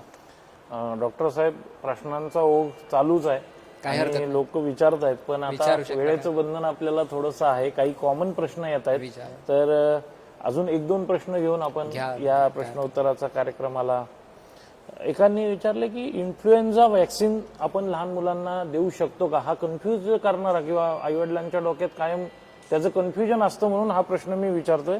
सचिन देशपांडे आणि निलेश चौधरी या दोघांनी हा कॉमन प्रश्न विचारला गेलाय, म्हणून मी हा तुम्हाला. इन्फ्लुएन्झाची लस जी आहे ती प्रत्येक बाळाला अवश्य द्यावी. इन्फ्लुएन्झाची लस जी आहे त्याच्यामध्ये H1N1 म्हणजे जो आपण पूर्वी स्वाईन फ्लू म्हणायचो, त्या स्वाईन फ्लू पासून सुद्धा ह्या याच्यातनं प्रोटेक्शन होतं आणि जो नॉर्मल फ्लू आहे त्याच्यापासून पण प्रोटेक्शन होतं. म्हणजे स्वाईन फ्लू आणि फ्लू हे दोन्ही या लसीपासून वाचू शकतं. या सीझनला देण्याचं महत्वाचं कारण म्हणजे इन्फ्लुएन्झाची लक्षणं आणि करोनाची लक्षणं ही सिमिलरच असतात. म्हणजे दोन्ही याच्यामध्ये ताप, खोकला, सर्दी, डोकं दुखणं हे लक्षणं सेम असल्यामुळे जर तुमच्या बाळाला तुम्ही इन्फ्लुएन्झाची लस दिलेली असेल तर तुम्हाला करोना ओळखायला पण सोपा जाऊ शकतो. आणि इन्फ्लुएन्झाची लस दिली असेल तर इन्फ्लुएन्झा रिलेटेड निमोनिया आणि कित्येकदा इन्फ्लुएन्झा संपल्यानंतर इन्फ्लुएन्झामुळे सेकंडरी बॅक्टेरियल निमोनिया असतात ते पण आपले वाचतात. तर त्याच्यामुळे इन्फ्लुएन्झाची ही लस ही आवर्जून द्या. डॉक्टर साहेब, आपण जसं मगाशी तुम्ही म्हणलात की घाबरून जायचं नाही, पण आज आपण कुठलाही मीडिया, कुठलंही वर्तमानपत्र बघितलं तर कोविड आणि कोविड त्याच्यापासून होणारे परिणाम आणि कुठल्या तरी एका बिहार, उत्तर प्रदेश इथं काहीतरी ऍक्सिडेंटल होतं, तिथल्या हॉस्पिटलचा फोटो दाखवला जातो आणि त्यातून भीतीचं वातावरण सर्व कायम कंटिन्यू आपल्या डोक्यावरती हे केलं जातं आणि त्यामुळं त्याचा आपोआप आईवडिलांकडून मुलांवरती प्रेशर, अरे हे करू नको ते करू नको. तर यासाठी थोडंसं ती भीती आपण कशी घालवावी यासाठी थोडंसं आपण बोला. नाही, भीती घालवण्यासाठी सगळ्यात महत्वाचं म्हणजे मुलांना सतत टीव्हीच बघू देऊ नये. कारण वेगवेगळ्या बातम्या, वेगवेगळ्या न्यूज चॅनल्स बघून त्यांच्या मनात वेगवेगळी भीती ही निर्माण होते. तर त्याच्यामुळे शक्यतो मीडियाने सुद्धा काळजी घेऊन अशा बातम्या दाखवूच नये की ज्या ठिकाणी ऑकेजनल ऍक्सिडेंट्स झालेले आहेत आणि ऑकेजनल ऍक्सिडेंट्समुळे सगळेच जण हादरून जातात. आता एक रस्त्याने ऍक्सिडेंट झाला म्हणून आपण रस्त्याने चालणं सोडून देत नाही. त्याप्रमाणे ते आहे की एखादा ऍक्सिडेंट हा कुठेही होऊ शकतो, एखादा रुग्ण हा दगावू शकतो, म्हणजे सगळ्यांचंच होईल असं नाही. काळजी घेणं आपलं महत्वाचं आणि आपण सगळ्यांना इतरांना मदत करणं हे तितकंच महत्वाचं. आता महापौरांनी सांगितल्याप्रमाणे प्रत्येकाने एकमेकाच्या हातात हात घालून या करोना विरुद्ध लढा हा दिला पाहिजे. आता शेवटचा पण महत्वाचा प्रश्न की दत्तात्रय मांढरे यांनी विचारलेला आहे आणि हा खूप जणांकडून आलाय. मी त्यातले कॉमन कट करत प्रश्न घेतोय की तुम्ही सांगितलं जाता व्याख्यानामध्ये, पण सकस आहाराबद्दल थोडंसं परत एकदा त्यांना अधोरेखित करून हवंय. तर कृपया आपण त्याबद्दल सांगा. सकस आहार म्हणजे काय, तर शक्यतो आपला डाएट हा बॅलन्स असावा. म्हणजे आपला डाएट बॅलन्स म्हणजे ठराविक प्रमाणात कार्बोहायड्रेट्स, ठराविक प्रमाणात प्रोटीन्स आणि ठराविक प्रमाणात फॅट हे असावं. कारण आपली ही प्रतिकारशक्ती जी आहे ती सर्व प्रोटीन्सवर अवलंबून असते आणि आपल्या आहारात हे नेहमी प्रोटीन्स असावे. म्हणजे आता आपण मगाशीच म्हणलं की व्हेज लोकांसाठी प्रोटीनचा महत्वाचा जो सोर्स आहे ह्या सगळ्या प्रकारच्या डाळी म्हणजे सिरियल्स आणि पल्सेस, डाळी ह्या महत्वाच्या आहेत. उसळी, सगळ्या प्रकारची कडधान्य ही महत्वाची आहेत. सोयाबीन हे महत्वाचं आहे. हे आपल्या आहारामध्ये सतत असावं. जे लोक नॉनव्हेज खाऊ शकतात त्याच्यामध्ये प्रोटीनचा महत्वाचा सोर्स अंड, चिकन आणि इव्हन तुम्ही फिश हा एक महत्वाचा सोर्स आहे. आपली प्रतिकारशक्ती जर चांगली टिकवायची असेल तर त्याच्यात महत्वाचं म्हणजे आपल्या आहारामध्ये vitamin A, vitamin C, zinc आणि व्हिटॅमिन डी याचा महत्वाचा आहे. आपण जो इंडियन डाएट आहे त्याच्यामध्ये आपल्या सगळ्या माता रोजच्या रोज आहारामध्ये आलं म्हणा, याचा आलं, हळद आणि लसूण या तिन्ही गोष्टीचा वापर करत असतात आणि ह्या तिन्ही गोष्टी आपल्याला महत्वाच्या आहे. म्हणजे आलं, हळद आणि लसूण या तिन्ही गोष्टीमध्ये प्रतिकारशक्ती वाढण्याचा आहे. शिवाय आपण ज्या पालेभाज्या खातो या पालेभाज्यांमध्ये भरपूर आहेत, पण त्या पालेभाज्या शक्यतो बंद याच्यात शिजवाव्यात. त्या ओपन शिजवल्या तर त्याच्यातले व्हिटॅमिन्स हे लॉस होऊन जातात. सगळ्या प्रकारची फळं, एस्पेशली पपईमध्ये पण व्हिटॅमिन ए आहे. आपण ज्या बेरीज वापरतो म्हणजे मलबेरी म्हणा, स्ट्रॉबेरी म्हणा, चेरी ह्याच्यामध्ये पण भरपूर व्हिटॅमिन्स आहेत. जे आपण सिट्रस फ्रुट्स म्हणजे लिंबू, आवळा किंवा संत्र, मोसंब ही आवर्जून या सीझनला आपण खाल्लीच पाहिजेत. आणि बाकीच्या आहारामध्ये तुमच्या अक्रोड असणं महत्वाचं आहे. हे सर्व आहार जो आहे म्हणजे जास्त पालेभाज्या, जास्त फळं. आणि आत्ताच आपण सांगितलं की ओबेसिटी होऊ नये म्हणून जंक फूडचं मात्र अवॉइड हे केलंच पाहिजे. जंक फूड हे अवॉइड केलंच पाहिजे. अत्यंत छान डॉक्टर साहेब, आपण सगळ्या प्रश्नांची उत्तरं आणि अतिशय मौल्यवान अशी माहिती की कुणी घाबरून जायचं नाहीये या संकटाला. घाबरून आपण जर ज्याप्रमाणे सापाला बघून उंदीर एकदम स्थिर पडून राहतो तसंही पडून राहायचं नाही, घाबरायचंही नाहीये. कारण दुसऱ्या लाटेमध्ये बऱ्याचदा अशी चर्चा कानावर येते की याच्यामध्ये ज्यांना कोरोना झालाय ते त्यांना जे दुःखद निधन झालं त्याच्याही पेक्षा ते घाबरल्यामुळे जास्त. त्यामुळेच घाबरून न जाता अजूनही लहान मुलांमध्ये तीव्र संसर्ग नाही हे महत्वाचं आहे. लहान मुलं सिरियस होत नाहीत हे महत्वाचं आहे. लहान मुलांना शक्यतो कधीच आयसीयूची गरज लागत नाही हे महत्वाचं आहे. या सगळ्या अत्यंत मौलिक माहितीमुळे बऱ्याच आई वडिलांचे किशोरवयीन मुलांचं सुद्धा प्रेशर कमी झालं असणार आहे की मला झालं तरी एकदम मोठ्या प्रमाणात काही नसणार आहे आजार. लहान मुलांचा आजार हा सौम्य स्वरूपाचाच असणार आहे. या ठिकाणी आपल्याला आज जे मौल्यवान मार्गदर्शन केलं ते डॉक्टर संजय मानकर यांचे मी मनापासून या कार्यक्रमात सहभाग घेतला आणि उत्स्फूर्तपणे त्यांनी वेळ देऊन एवढी मौल्यवान माहिती पोहोचवली त्याबद्दल त्यांचे मी मनपूर्वक आभार मानतो. त्याचप्रमाणे आपल्या कोथरूड मतदारसंघाचे आमदार चंद्रकांत दादा पाटील हे रेकॉर्डच्या माध्यमातून त्यांनी आपल्या कार्यक्रमाला शुभेच्छा दिल्या आणि आपल्या पुण्याचे महापौर माननीय मुरलीधर अण्णा मोहोळ यांनी या कार्यक्रमाला उपस्थित राहून आपलं मौल्यवान मार्गदर्शन, तयारी पुढच्या काळात आणि पुणेकरांना लढण्यासाठी पुणे महानगरपालिका कशी सज्ज आहे याची माहिती दिली. मी त्यांचेही या कार्यक्रमात आभार मानतो आणि माझ्या या कार्यक्रमामध्ये त्याची प्रसिद्धी करण्यासाठी किंवा त्याची माहिती पुरवण्यासाठी ज्या लोकांनी ऑनलाईन मदत घेतली, मग ते मेसेज स्प्रेड करणं असेल, स्वतःचा रेकॉर्डेड मेसेज टाकून हा कार्यक्रम नक्की बघा असं उत्स्फूर्त लोकांनी जे पसरवलं त्यांचेही मी या ठिकाणी आभार मानतो. सर्व माझे कार्यकर्ता टीम, टेक्निकल टीम यांचे पण आभार मानतो आणि हा कार्यक्रम आपण या ठिकाणी थांबवतोय.